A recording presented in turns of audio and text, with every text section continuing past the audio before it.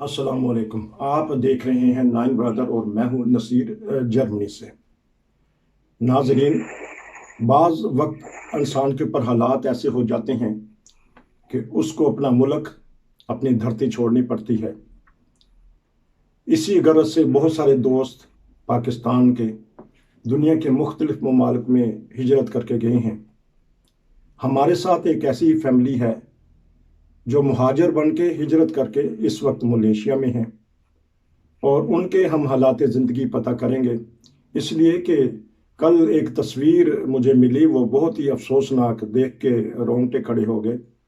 वो है इनके 10 साला बेटे की फौत शुदा तस्वीर जो हमें भेजी गई। हम उनसे पता करेंगे कि ये क्या मामला हो गया था कि हिजरत के दौरान जब फौतगी हो जाती है तो इंसान एक तो वैसे ही दुखों में घिरा होता है, और जब कोई लिखते लखते जिगर फौत हो जाए, बेटा फौत हो जाए, तो उस वक्त बहुत ही दुख होता है। सबसे पहले तो हम उनसे अफसोस करेंगे। नाइन ब्रदर इंटरनेशनल टीवी की तरफ से हम उनसे ताज़ियत करते हैं कि अल्लाह ताला बच्चे को मग़फ़िरत फरमाए बच्चे की, और माँ बाप को और लवाहिकीन को सब्र जमील अता फरमाए। हम चलते हैं। हो सकता है कि ये पंजाबी में इंटरव्यू हो ताकि हम अच्छी तरह फिर वाज़िया वो बात करेंगे। जी अस्सलाम वालेकुम। जी वालेकुम सलाम रहमतुल्लाह। बड़ा अफसोस, कल तस्वीर एक मिली तुहाडे लखते जिगर दी, फरहान जी नाम जी से, जी। फरहान नाम से। और हाँ जी, फरहान मकसूद बाजवा। हाँ जी जी, जी। ਅਸੀਂ ਪਹਿਲਾਂ ਤੁਹਾਡਾ ਤਾਰਫ ਲੈ ਲੈਂਦੇ ਕਿ ਤੁਸੀਂ ਆਪਣਾ ਤਾਰਫ ਕਰਵਾ ਦਿਓ। ਕੀ ਨਾਮ ਹੈ ਤੁਹਾਡਾ? जी मेरा नाम जी मकसूद अहमद बाजवा जी। ਠੀਕ ਹੈ। ਔਰ ਕਿੰਨੀ ਦੇਰ ਤੋਂ ਮਲੇਸ਼ੀਆ ਦੇ ਵਿੱਚ ਜੇ? जी ਅਸੀਂ समझो कि 5 साल हो गए ने सानू मलेशिया च। 5 ਸਾਲ ਮਲੇਸ਼ੀਆ ਤੋਂ। ਔਰ ਕੇਸ ਦੀ ਕੀ ਪੋਜੀਸ਼ਨ ਹੈ? जी केस है सानू कुछ लॉकडाउन ਦੀ ਵਜ੍ਹਾ ਤੋਂ ਕੋਈ ਇੰਟਰਵਿਊ ਸਾਡਾ ਸੀ ਤੇ ਉਹ ਇਹ ਨਹੀਂ ਹੋਇਆ। ਉਹ ਅੱਗੇ ਡੇਟ ਉਹਨਾਂ ਨੇ ਕਰ ਲਈ ਸਾਡੀ। ਅੱਛਾ, ਸਿਰਫ ਇਹ ਜਿਹੜਾ ਕਰੋਨਾ ਦੀ ਵਜ੍ਹਾ ਨਾਲ ਜਿਹੜੀਆਂ ਡੇਟਾਂ ਸਨ ਉਹ ਅੱਗੇ ਪਿੱਛੇ ਹੋ ਗਈਆਂ ਨੇ, ਜਿਹਦੇ ਵਜ੍ਹਾ ਨਾਲ ਤੁਹਾਡਾ ਇੰਟਰਵਿਊ ਵਗੈਰਾ। हाँ जी नहीं आया अभी। ਅੱਛਾ, ਇਹ ਹੁਣ ਅਸੀਂ ਬੇਟੇ ਵੱਲ ਚੱਲਨੇ, ਪਹਿਲਾਂ ਤੋਂ ਉੱਥੇ ਜ਼ਿਕਰ ਖੈਰ ਕਰਨੇ। ਔਰ ਬੇਟੇ ਦੀ ਉਮਰ ਕਿੰਨੀ ਸੀ ਔਰ ਕੀ ਵਜ੍ਹਾ ਬਣ ਗਈ ਸੀ? ਜੀ ਉਮਰ ਦੀ ਬੱਚੇ ਦੀ ਉਮਰ ਸੀ ਜੀ 12 ਸਾਲ। ਜੀ। ਤੇ ਬੱਚਾ ਬਸ ਐਵੇਂ ਅਚਾਨਕ ਬਿਮਾਰ ਜਿਹਾ ਹੋਇਆ ਤੇ ਅਸੀਂ ਇੱਥੋਂ ਲੈ ਗਏ ਹਸਪੀਟਲ ਸਲਾਈਨ। ਠੀਕ।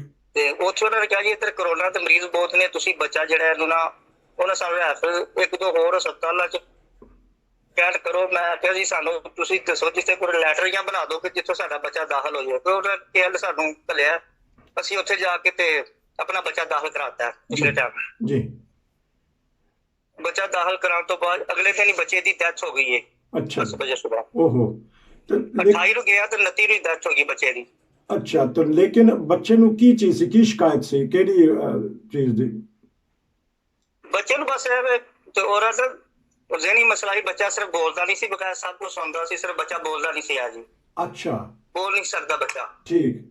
ਤੇ ਉੱਥੇ ਗਿਆ ਡੈਥ ਹੋ ਗਈ ਹੈ ਤੇ ਮੁੜ ਕੇ ਜੀ ਉਹਨਾਂ ਨੇ ਸਾਨੂੰ ਜਿਹੜਾ ਨਾ ਬਾਡੀ ਬੱਚੇ ਦੀ ਸਾਡੇ ਕੋਲ ਛੁਪਾਉਣ ਦੀ ਕੋਸ਼ਿਸ਼ ਕੀਤੀ ਹੈ।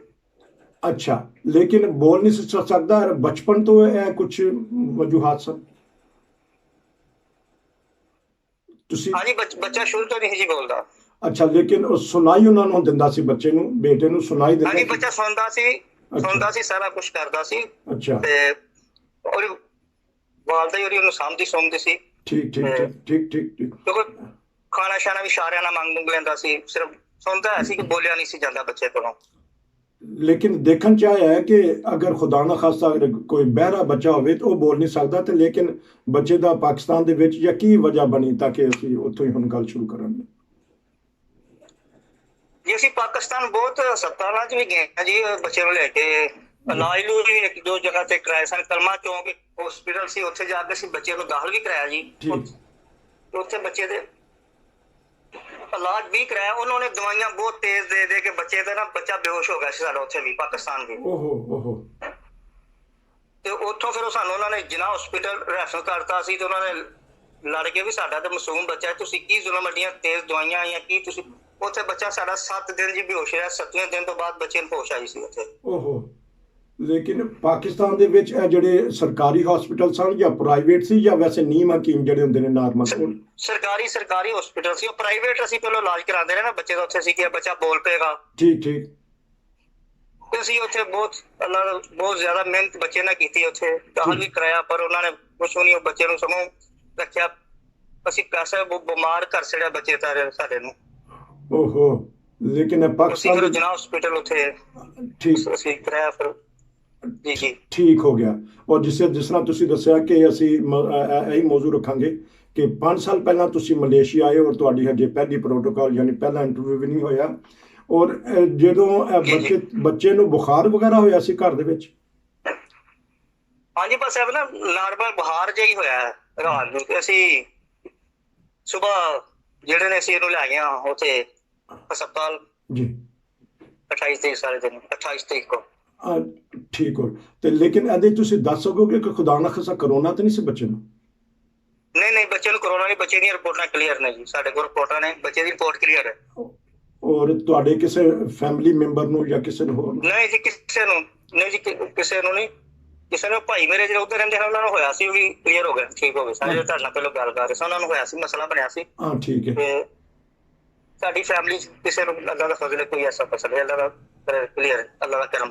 ਅੱਛਾ, ਤੇ ਮੈਡੀਕਲ ਦੀ ਕੀ ਸਹੂਲਤ ਹੈ ਕਿ ਤੁਸੀਂ ਮੁਹਾਜਰ ਜੇ, ਇੱਕ ਮੁਹਾਜਰ ਨੂੰ ਮਲੇਸ਼ੀਆ ਦੇ ਵਿੱਚ ਮੈਡੀਕਲ ਦੇ ਬਾਰੇ ਚ ਕੀ ਦਿੱਕਤ ਹੁੰਦੀ ਹੈ? ਤੁਸੀਂ ਬੋਲਣਾ, ਅਸੀਂ ਸੁਣਨਾ ਜੀ, ਦੱਸੋ ਜੀ। ਮੈਡੀਕਲ ਇੱਥੇ ਜੀ ਬਹੁਤ ਜ਼ਿਆਦਾ ਮਹਿੰਗਾ ਜੀ।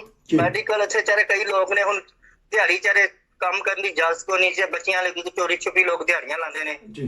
ਹੁਣ ਮੈਡੀਕਲ ਜਾਓ ਜਿੱਥੇ ਕੁਮਾਰੀ ਜੀ ਦਵਾਈ ਲੈਣ ਜਾਓ ਤੇ 150-200 ਰੁਪਏ ਸਾਈਂ ਕਹਿੰਦੇ ਨੇ ਦੇ ਦੋ ਜੀ। ਹੁਣ ਜਿਹੜੇ ਚਾਰੇ ਇੱਥੇ ਦਿਹਾੜੀਦਾਰ ਬੰਦੇ ਨੂੰ ਉਹ ਚਾਰੇ ਮੈਡੀਸਨ ਹੱਥੋਂ ਹੀ ਚਾਰੇ ਜਾਂਦੇ ਨਹੀਂ ਕਿ ਪੈਸੇ ਕਿਉਂ ਨਹੀਂ, ਦਵਾਈਆਂ ਇਸ ਤਰ੍ਹਾਂ ਹੀ ਮਸਲੇ ਮਸਾਇਲ ਇੱਥੇ ਬੰਦਿਆਂ ਦੇ ਉੱਤੇ ਚਾਰੇ ਇਸ ਤਰ੍ਹਾਂ ਬਿਮਾਰੀਆਂ ਬੰਦਿਆਂ ਨੂੰ ਹਮਲਾ ਕਰ ਜਾਂਦੀਆਂ ਨੇ ਬੰਦਿਆਂ ਤੇ ਜੀ। ਮਜਬੂਰ ਲੋਕ। ਦੱਸੋ ਹੋਰ ਕੋਈ ਕਿ ਬਿਮਾਰੀ ਦੇ ਹੀ ਅਸੀਂ ਕਰਨੇ ਕਿ ਇਸ ਤੋਂ ਇਲਾਵਾ ਕੀ ਬਿਮਾਰੀਆਂ? ਕੱਲ੍ਹ ਅਸੀਂ ਇੱਕ ਇੰਟਰਵਿਊ ਨਸ਼ਰ ਕੀਤਾ ਸੀ, ਉਹਦੇ 'ਚ ਵੀ ਉਹਨਾਂ ਨੇ ਦੱਸਿਆ ਕਿ ਔਰਤਾਂ ਦੀਆਂ ਵੀ ਬਿਮਾਰੀਆਂ ਨੇ ਔਰ ਮਰਦਾਂ ਦੇ ਵੀ, ਸਾਰਿਆਂ ਨੂੰ ਮਹਿੰਗਾ ਜਿਹੜਾ ਇੱਥੇ ਉਹ ਮੈਡੀਕਲ ਹੈ। ਮੈਡੀਕਲ ਜੀ ਬਹੁਤ ਮਹਿੰਗਾ ਇੱਥੇ, ਬਹੁਤ ਜ਼ਿਆਦਾ। ਕੀ ਇੱਥੇ ਮਾੜਾ ਜਿਹਾ ਤੁਸੀਂ ਕੋਈ ਮਸਲਾ ਬਣ ਜੇ 10-20 ਹਜ਼ਾਰ ਇੰਗਟ ਮੰਗ ਲੈਂਦੇ ਨੇ। ਇੱਥੇ ਚਾਰੇ ਦਿਹਾੜੀਦਾਰ ਆਪਣੀ ਦਿਹਾੜੀ ਗੁਜ਼ਾਰਾ ਬਹੁਤ ਔਖਾ ਲੋਕ ਕਰ ਰਹੇ ਨੇ ਇੱਥੇ। ਇੱਥੇ ਮੈਡੀਕਲ ਦਾ ਬਹੁਤ ਮਸਲਾ ਜੀ, ਬਹੁਤ ਹੀ ਜ਼ਿਆਦਾ ਮਸਲਾ ਮੈਡੀਕਲ ਦਾ। ਅੱਛਾ, ਤੇ ਹਕੂਮਤ ਜਾਂ UNO ਜਿਹੜੇ ਵੀ ਅਦਾਰੇ ਦੇ ਤਹਿਤ ਤੁਸੀਂ ਉੱਥੇ ਠਹਿਰੇ ਜੇ, ਉਹ ਏਜੰਸੀਆਂ ਤੁਹਾਨੂੰ ਕੋਈ ਮਦਦ ਨਹੀਂ ਕਰਦੀ? ਹਾਂਜੀ, ਏਜੰਸੀਆਂ ਹੈ ਨੇ, ਕੋਈ ਰਾਬਤਾ ਕਰ ਲਓ, ਮਾੜੀ ਚੰਗੀ ਮਦਦ ਕਰ ਦਿੰਦੀਆਂ ਨੇ ਏਜੰਸੀਆਂ ਜੀ। ਤੇ ਜਦੋਂ ਪੇਪਰ ਮਿਲ ਜਾਂਦਾ ਹੈ ਕਿ ਥੋੜੀ ਜਿਹੀ ਸਹੂਲਤ ਕੀਤੀ ਇਹਨਾਂ ਨੇ, ਬਸ ਕਿਤੇ ਲੱਗ ਜਾਂਦੀ ਹੈ, ਤੁਸੀਂ ਪੇਪਰ ਵਿਖਾਓ ਤੇ ਥੋੜੀ ਜਿਹੀ ਹਾਫ ਫੀਸ ਹੋ ਜਾਂਦੀ ਹੈ ਥੋੜੀ ਬਹੁਤੀ। ਅੱਛਾ, ਔਰ ਪੈਸੇ ਹੀ ਇੰਨੇ ਚਾਰੇ ਲੋਕ ਕੀ ਕਰਨ, ਨਹੀਂ ਅਫੋਰਡ ਕਰ ਸਕਦੇ ਲੋਕ, ਮੁਸ਼ਕਲਾਂ 'ਚ ਨੇ ਲੋਕ ਇੱਥੇ। ਅੱਛਾ, ਕੋਈ ਉੱਥੇ ਖੈਰਾਤੀ ਅਦਾਰਾ ਨਹੀਂ ਜਿਸ ਤਰ੍ਹਾਂ ਪਾਕਿਸਤਾਨ 'ਚ ਹੁੰਦੇ ਨੇ ਜਾਂ ਇੰਡੀਆ ਦੇ ਵਿੱਚ ਜਾਂ ਦੁਨੀਆ ਦੇ ਗਰੀਬ ਤਰੀਨ ਮਮਾਲਕ ਦੇ ਵਿੱਚ ਵੀ ਖੈਰਾਤੀ ਹਸਪੀਟਲ ਹੁੰਦੇ ਨੇ, ਜਾਂ ਕੋਈ ਜਿੱਥੇ ਗਰੀਬਾਂ ਨੂੰ ਸਹੂਲਤ ਦਿੱਤੀ ਜਾਂਦੀ ਹੈ? ਤੇ ਇੱਕ ਮੁਹਾਜਰ ਤੇ ਵੈਸੇ ਹੀ ਲੁੱਟ ਲੁਟਾ ਕੇ ਆਇਆ ਹੁੰਦਾ ਤੇ ਤੁਹਾਨੂੰ ਕੋਈ ਸਹੂਲਤ ਨਹੀਂ ਉੱਥੇ? ਇਹ ਸਹੂਲਤ ਇੱਥੇ ਕਾਹਦੀ, ਜਿੱਥੇ ਬਸ ਆਪਣੀ ਸਹੂਲਤਾਂ ਸਾਲਤਾਂ ਇੱਥੇ ਕੋਈ ਨਹੀਂ ਹੈਗੀਆਂ।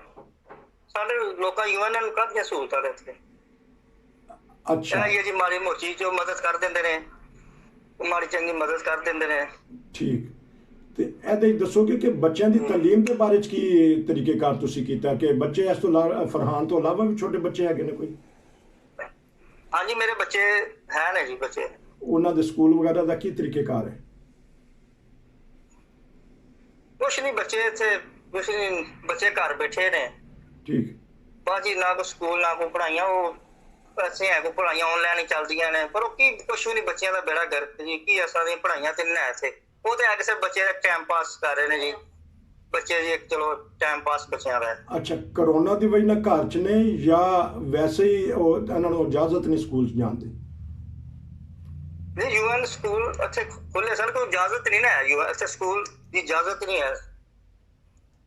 ਅੱਛਾ, ਤੇ ਹੁਣ ਇਹਦੇ ਬਾਰੇ ਦੱਸੋਗੇ ਕਿ ਚਲੋ ਫਿਰ ਦੁਬਾਰਾ ਉਹਦੇ ਚੱਲਣੇ, ਕਿਉਂਕਿ ਬੱਚਿਆਂ ਦਾ ਜ਼ਿਕਰ ਆ ਗਿਆ ਸੀ। ਜਦੋਂ ਫਰਹਾਨ ਨੂੰ ਬਿਮਾਰ ਹੋਇਆ ਤੁਸੀਂ ਹਸਪੀਟਲ ਤੁਹਾਡੇ ਤੋਂ ਕਿੰਨੀ ਦੂਰ ਸੀ?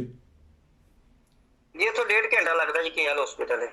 ਤੇ ਤੁਸੀਂ ਲੈ ਕੇ ਜਾਣ ਦਾ ਕੀ ਇੰਤਜ਼ਾਮ ਕੀਤਾ ਉੱਥੇ?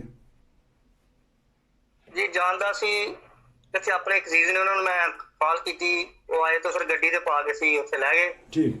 ਤੇ ਵੈਸੇ ਨਹੀਂ ਅਸੀਂ ਹਸਪਤਾਲ ਹੀ ਕਹਿ ਕੂ ਕੇ ਤੇ ਫਿਰ ਉਹਨਾਂ ਸਾਨੂੰ ਹਸਪਤਾਲ ਘੱਲਿਆ ਸੀ, ਅਸੀਂ ਬੱਚੇ ਨੂੰ ਦਾਖਲ ਕਰਾਤਾ ਜੀ ਉੱਥੇ ਠੀਕ 28 ਤਰੀਕ ਨੂੰ, ਪਿਛਲੇ ਮਹੀਨੇ ਦੀ 28 ਮਾਰਚ ਨੂੰ। ਕਿ ਵੀ 28 ਜੁਲਾਈ। ਹਾਂਜੀ 28 ਜੁਲਾਈ ਨੂੰ। ਅੱਛਾ ਜੀ ਜੀ ਤੇ ਉਹ ਜੀ ਜੀ ਉਸ ਤੋਂ ਲੇਕਿਨ ਛੋਟਾ ਬੱਚਾ ਸੀ ਤੇ ਉਹਦੇ ਕੋਲ ਕੋਈ ਨਾ ਕੋਈ ਵਾਲੀ ਵਾਰਸ ਜਾਂ ਵਾਲਦਾ ਜਾਂ ਵਾਲਿਦ ਰਹਿ ਸਕਦੇ ਸਨ, ਤੁਹਾਨੂੰ ਉਹਨਾਂ ਨੇ ਇਹ ਨਹੀਂ ਕਿਹਾ ਕਿ ਨਹੀਂ ਜੀ ਅਸੀਂ ਉਹਨਾਂ ਨੂੰ ਦਾਖਲ ਕਰਾਇਆ ਸੀ, ਉਹਨਾਂ ਨੇ ਕਿਹਾ ਜੀ ਇੱਥੇ ਹਾਲਾਤ ਨਹੀਂ ਠੀਕ, ਦੌਰ ਕਰੋਨਾ ਇਹ ਉਹ ਠੀਕ ਨੰਬਰ ਦੇ ਰਿਹਾ, ਕੋਈ ਐਮਰਜੈਂਸੀ ਬਣੇਗੀ ਤੇ ਅਸੀਂ ਤੁਹਾਨੂੰ ਤਲਾਹ ਦੇ ਦਾਂਗੇ, ਤੁਸੀਂ ਬਹਰਹਾਲ ਅੰਦਰ ਵੜਨ ਨਹੀਂ ਦਿੰਦੇ, ਬਹਰਹਾਲ ਧੱਕੇ ਜੇ ਉਹ ਉੱਥੇ ਹਾਲਾਤ ਹੀ ਐਸੇ ਬਣੇ ਸਨ। ਠੀਕ ਠੀਕ ਅਸੀਂ ਫਿਰ ਉੱਥੇ ਰਾਤ ਪੈ ਗਈ, ਫਿਰ ਅਸੀਂ ਕਿਹਾ ਚਲੋ ਨੰਬਰ ਹੈ ਫਿਰ ਇਹਨਾਂ ਨਾਲ ਕਰਾਂਗੇ ਅਸੀਂ, ਫਿਰ ਸੁਬਾਹ ਹਾਂਜੀ ਵਾਪਸੀ ਆਪਣੇ ਘਰ ਆ ਗਏ। ਠੀਕ ਤੁਸੀਂ ਤੁਹਾਡੇ ਬਕੌਲ ਕਿ ਅਗਲੇ ਦਿਨ ਫੌਤਗੀ ਹੋ ਗਈ, ਲੇਕਿਨ ਤੁਸੀਂ ਦੁਬਾਰਾ ਹਸਪੀਟਲ ਨਾਲ ਕਿਦੋਂ ਰਾਬਤਾ ਕੀਤਾ ਸੀ?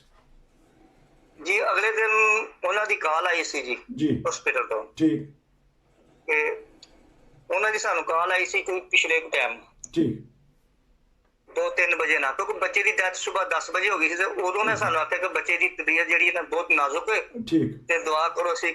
ਅਸੀਂ ਉਹ ਕਿਹੜੇ ਵਾਰਡ ਚ ਐਸਾ ਨਾਂ ਲਿਆ ਸੀ, ਆਈਸੀ ਤੋਂ ਇੱਕ ਵਾਰਡ ਚ ਲੈ ਕੇ ਜਾ ਰਹੇ ਹਾਂ ਜੀ। ਠੀਕ ਤੇ ਹਾਂਜੀ ਫਿਰ ਅਸੀਂ ਉਹ ਬਸ ਦੁਆਵਾਂ ਸ਼ੁਆਵਾਂ ਕਰਨ ਲੱਗ ਪਏ, ਫਿਰ ਸਾਡਾ ਰਾਬਤਾ ਆਇਆ ਰਾਤ ਨੂੰ ਉਹਨਾਂ ਨਾਲ, ਅਸੀਂ ਹਾਂਜੀ ਕੰਡੀਸ਼ਨ ਜੀ ਕੋਈ ਬੱਚੇ ਦੀ ਸਾਨੂੰ ਕੰਡੀਸ਼ਨ ਦੱਸੋ ਕੀ ਹੈ ਜੀ। ਉਹਨਾਂ ਨੇ ਕਿਹਾ ਕੋਈ ਨਹੀਂ ਬੱਚਾ ਤੁਹਾਡਾ ਅੱਖਾਂ ਖੁੱਲ ਗਈਆਂ, ਤੇ ਸਮਝੋ ਕਿ ਬੱਚਾ ਸਵੇਰੇ 10 ਵਜੇ ਡੈਥ ਹੋ ਗਈ ਸੀ ਬੱਚੇ ਦੀ। ਠੀਕ ਜੋ ਸਾਡੇ ਕੋਲ ਛੁਪਾਉਂਦੇ ਰਹੇ ਨੇ ਜੀ। ਛੁਪਾਉਣ ਦਾ ਮਕਸਦ ਕਾਹਦਾ ਸੀ? ਇਹ ਜੀ ਅਸੀਂ ਨਹੀਂ ਜਾਣਦੇ ਕੀ ਮਸਲਾ ਜੀ, ਇਹ ਤੇ 15 ਦਿਨ ਤੋਂ ਬਾਅਦ ਸਾਨੂੰ ਡੈਡ ਬਾਡੀ ਉੱਥੇ ਅਸੀਂ ਜਿਹੜੇ ਹਿਸਾਬ ਨਾਲ ਲੈ ਕੇ ਸਾਨੂੰ ਪਤਾ ਜੀ। ਤੇ 15 ਦਿਨ ਤੁਸੀਂ ਰਾਬਤਾ ਰੱਖਦੇ ਰਹੇ ਮੁਤਵਾਤਰ ਹਸਪੀਟਲ ਵਾਲੇ ਨਾਲ? ਜੀ ਅਸੀਂ ਰੋਜ਼ਾਨਾ ਬੱਚੇ ਦੀ ਕਾਲ ਉਹਨਾਂ ਨਾਲ ਕਰਦੇ ਰਹੇ। ਉਹਨਾਂ ਕਿਹਾ ਜੀ ਸਾਡੇ ਕੋਲ ਹੋਰ ਵੀ ਬਹੁਤ ਮਰੀਜ਼ ਨੇ, ਮਿਹਰਬਾਨੀ ਕੋਈ ਮਸਲਾ ਹੋਏਗਾ ਤੇ ਅਸੀਂ ਤੁਹਾਨੂੰ ਦੇ ਦਾਂਗੇ ਤਲਾਹ। ਅੱਛਾ ਉਹ ਕਹਿੰਦੇ ਸਾਨੂੰ ਹੋਰ ਵੀ ਬਹੁਤ ਮਰੀਜ਼ ਨੇ, ਤੁਹਾਡਾ ਬੱਚਾ ਤਾਂ ਨਹੀਂ ਇੱਥੇ ਇਸ ਤਰ੍ਹਾਂ ਕਹਿੰਦੇ ਕਿ ਜੋ ਹੋਏਗਾ ਅਸੀਂ ਤੁਹਾਨੂੰ ਦੱਸ ਦਾਂਗੇ। ਨਹੀਂ ਤੇ ਤੁਹਾਨੂੰ ਕੋਈ ਨਹੀਂ ਸੀ ਦੱਸਦੇ ਕਿ ਉਹ ਬੱਚੇ ਦੀ ਕੈਸੀ ਤਬੀਅਤ ਹੈ, ਕਿ ਬਕੌਲ ਉਹਨਾਂ ਦੇ ਬੱਚਾ ਹਜਾਤ ਹੈ? ਹਾਂਜੀ ਇਹ ਸਾਨੂੰ ਇਹ ਦੱਸਦੇ ਰਹੇ ਨੇ ਅੱਜ ਬੱਚਾ ਠੀਕ ਹੈ, ਅੱਜ ਖਾਧਾ, ਅੱਜ ਉਲਟੀ ਕਰਤੀ ਹੈ। ਓਹੋ। ਤੇ ਇਸ ਤਰ੍ਹਾਂ ਸਾਡੇ ਨਾਲ 6 ਦਿਨ ਡੈਥ ਹੋਈ ਨੂੰ 6 ਦਿਨ ਬਾਅਦ ਉਹਨਾਂ ਕਿਹਾ ਜੀ ਬੱਚੇ ਨੂੰ ਹੋ ਗਿਆ ਪੈਰਾਸਾਈਲ, ਹੁੰਦੇ ਉਹ ਜਿਹਨਾਂ ਹੱਥ ਪੈਰ ਡਿੰਗੇ ਹੋ ਜਾਂਦੇ ਨੇ। ਹਾਂਜੀ ਹਾਂਜੀ।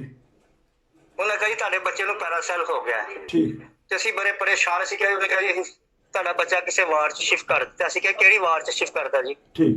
ਤੇ ਉਹਨਾਂ ਸਾਨੂੰ ਦੱਸਿਆ ਨਹੀਂ, ਸਾਨੂੰ ਹੱਥੋਂ ਚੰਮ ਪੈ ਗਿਆ, ਅਸੀਂ ਤੇ ਫਿਰ ਹਸਪਤਾਲ ਚਲੇ ਗਏ। ਠੀਕ। ਇੱਕ ਜੀ ਸੀ ਉਹਨੂੰ ਕਿਹਾ ਚਲੋ ਯਾਰ ਸਾਡੇ ਨਾਲ ਚਲੋ। ਅਸੀਂ ਉਹਨਾਂ ਨੂੰ ਜਾ ਕੇ ਉੱਥੇ ਜਾ ਕੇ ਦੱਸਿਆ, ਉਹਨਾਂ ਨੂੰ ਕਹੀ ਤੁਹਾਡਾ ਸਾਡੇ ਬੱਚੇ ਕੋਲ ਰਿਕਾਰਡ ਹੀ ਨਹੀਂ ਆਇਆ। ਠੀਕ। ਉਹ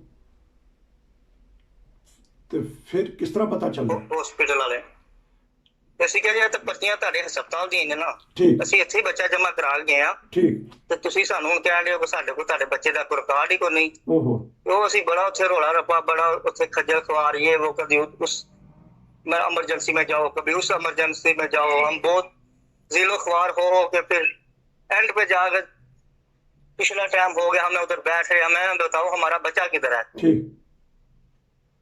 तो हमने उधर बहुत ज्यादा किया, वो औरतें भी थी उधर हमारी पाकिस्तानी, उनका भी उधर दाखिल था, उन्होंने क्या क्या मसला, हमने कहा ये हमारा मसला है। वो भी अंदर जाके इमरजेंसी में डॉक्टरों के साथ बहुत गुस्से से पेश आए, ये वो किया, बहुत हमने तो किया। तो फिर जाके हमें उन्होंने क्या वो पीछे चले जाए, पीछे जाके उधर से पता चला के लेकिन किस तरह फिर और जरा गए, उधर से जाके हमको बच्चा उन्होंने दिखाया, वो हमने शक्ल देखी ना बच्चे की, तो वो देखा तो बच्चा तो काला स्याह हो गया, पता नहीं क्या किया बच्चे को, समझ नहीं आ गया। बहुत ही जुल्म, बहुत ही ज्यादा जुल्म। अच्छा। इस मासूम बच्चे के इतना जुल्म।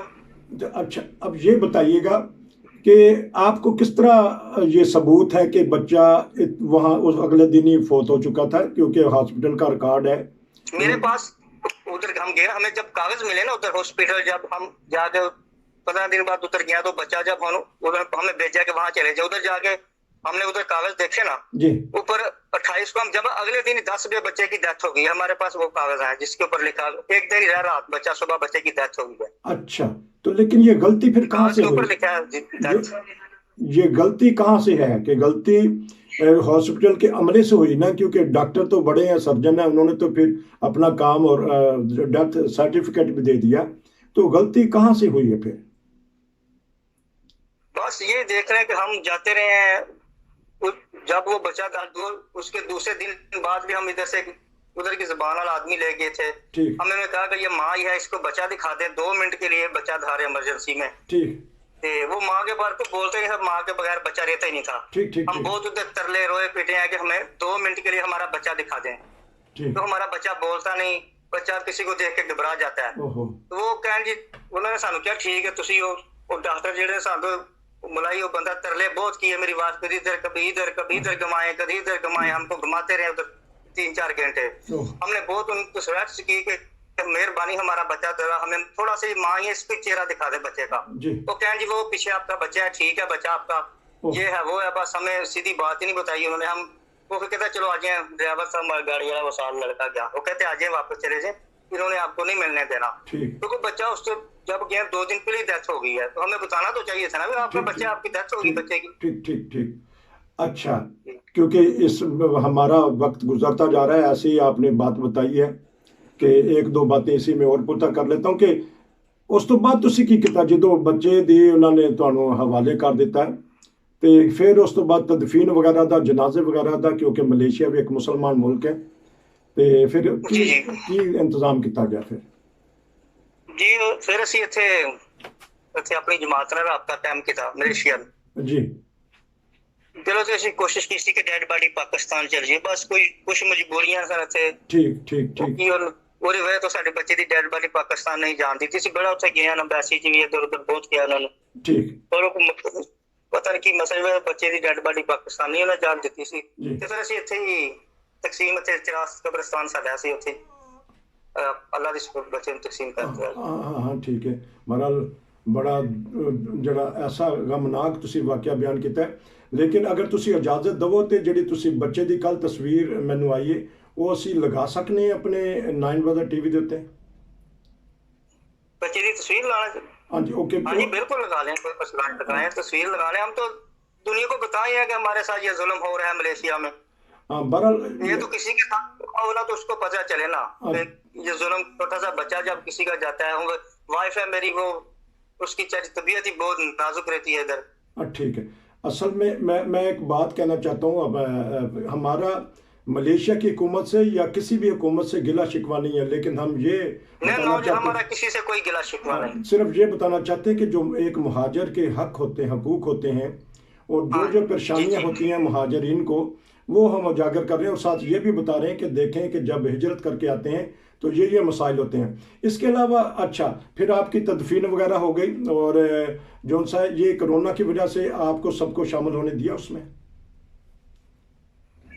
جی ہاں جی آپ دے دیں, رضوان صاحب کو دے دیں, پھر جو آپ کے بھائی ہیں ان سے میں بات کر لیتا ہوں. جی ہاں جی دعا کرو, اتنا ظلم ہمارے ساتھ, بہت زیادہ ظلم ہوا ہے بچے کے ساتھ, بہت ہی زیادہ ظلم. اچھا تو اللہ تعالیٰ فضل کرے جی, یہاں اللہ تعالیٰ کسی کے ساتھ ایسا ظلم نہ ہو جیسا ہمارے ساتھ ظلم ہوا ہے جرمنیشیا میں. اللہ تعالیٰ. چلو ٹھیک ہے, یہ بھائی سے بات کر رہے ہیں. یہ ناظرین یہ تھے بچے کے والد, اب ان کے چچا ہیں. جی کچھ بتائیے گا بچے کے بارے میں, اسی کے اوپر پروگرام ہو رہا ہے, تو آپ قریب ہی رہتے ہیں. السلام علیکم. وعلیکم السلام. ہاں جی بچے کا فرحان کا ذکر ہو رہا ہے کہ ہاں جی اس کے بارے میں بتائیے گا کہ کیسا تھا اس میں گھر میں, یا جب آپ ملنے آتے تھے. جی یہ بچے کے ساتھ لے کے گئے ہیں, اس کی اتنی زیادہ طبیعت خراب نہیں تھی. جی 28 کو ہاسپٹل لے کے گئے ہیں, 29 کو اس کی ڈیتھ بتائی گئی ہے. جی جو ڈاکومنٹس کے مطابق ہے. جی ٹھیک ہے. بچہ اپنی والدہ کے بغیر نہیں رہ سکتا تھا, جو وہ اشارے کرتا تھا صرف اس کی والدہ سمجھ سکتی تھی. جی تو انہوں نے ہاسپٹل جا کے کافی ان کے ساتھ محنت اللہ کیا ہے کہ بچے کی والدہ کو ہاسپٹل رہنے دیں, کیونکہ اچھا ٹریٹمنٹ مل سکے گا. میں آپ کو بتا سکوں گی کہ میرا بچہ اس وقت کیا مانگ رہا ہے, کیا کہنا چاہ رہا ہے, کیونکہ وہ والدہ تھی, وہ سمجھتی تھی, کیونکہ بہتر جانتی تھی وہ. لیکن بچے کی ڈیتھ 29 کو ہوئی ہے, تو سراسر زیادتی ہوئی ہے ہمارے ساتھ. تو انہوں نے ڈیتھ کے بارے میں چھپاتے رہے, کسی قسم کی ان کو انفارم نہیں کیا. 29 کو ان کی کال آئی تھی ہاسپٹل سے کہ آپ کے بچے کی جو صورتحال ہے وہ نازک ہے, آپ دعا کریں. یہ انہوں نے بتا دیا ہے اس کے بارے میں. اور کوئی جو مسائل ہے, اور کوئی ایک مہاجر کو जब हिजरत करता है, वो किसी भी मुल्क में जाता है, क्या क्या मसाइल से गुजरना पड़ता है, और बता दीजिएगा क्योंकि आपकी आवाज़ पूरी दुनिया में जा रही है। जी जी, इधर मसाइल तो सबसे पहले ये है कि मेडिकल बहुत प्रॉब्लम है। हम जो इधर रिफ्यूजी हैं सब वो अफोर्ड नहीं कर सकते। ठीक ठीक ठीक है। दूसरे नंबर पे इधर बच्चों की तालीम का कोई अच्छा मुस्तकबिल नहीं है। ठीक ठीक ठीक है। तो बाकी इधर काफी मुश्किलात हैं, काम की इजाजत नहीं है, चोरी छुपे काम करना पड़ता है, बच्चों के पेट पालने पड़ते हैं, क्या करें। इधर तो बहुत मुश्किल हालात हैं। मेन 3 ही चीजें हैं कि एक तो मेडिकल की बहुत प्रॉब्लम है, दूसरे नंबर पे बच्चों का जो मुस्तकबिल स्टडी है उसके कोई स्कूल नहीं है। ठीक है जी। तीसरे नंबर पे इधर काम की इजाजत नहीं है। ये 3 जो मेन चीजें हैं, ये बहुत हम लोग इधर सब परेशान हैं। ठीक है कि आपका बहुत शुक्रिया, हमारी हमदर्दियाँ आपके साथ हैं। नाजरीन, क्योंकि वक्त हमारे पास थोड़ा है, 20-22 मिनट का हमने ये पहला इंटरव्यू लिया है, इंशाल्लाह इनसे और भी इंटरव्यू लेंगे। हमारा काम है आवाज़ उठाना, अवेयरनेस पैदा करना। हम किसी मुल्क के ख़िलाफ़, किसी मज़हब के ख़िलाफ़, किसी आर्मी के ख़िलाफ़, किसी आलम के ख़िलाफ़ नहीं है। सिर्फ ये बताना चाहते हैं कि एक मुहाजिर की ज़िंदगी जब वो हिजरत करता है किस हाल में गुजर रही है, और ख़ास तौर पे रास्ते में। क्योंकि जो मलेशिया में है, कहने वाले कहते हैं कि इन्होंने वहाँ आके असाइलम नहीं लिया, ये वहाँ के मेहमान हैं और मलेशिया की हुकूमत मेज़बान है, इसलिए वो मेज़बानी के जितने उनके पास हक थे वो तो पूरी तो कर रही है, लेकिन आगे आने वाले जो हमारे अदारे हैं, बड़े अदारे, जिसकी वजह से वहाँ मसाइल हैं, कोरोना की वजह से मसाइल हैं, तो अगर ये सही तौर पे काम करें तो जो हमारे मुहाजिरीन की वहाँ मुश्किलात हैं उसके ऊपर जल्दी से हल किए जा सकते हैं। ये था आज का प्रोग्राम। इंशाल्लाह इनसे बाद में भी प्रोग्राम करते रहेंगे।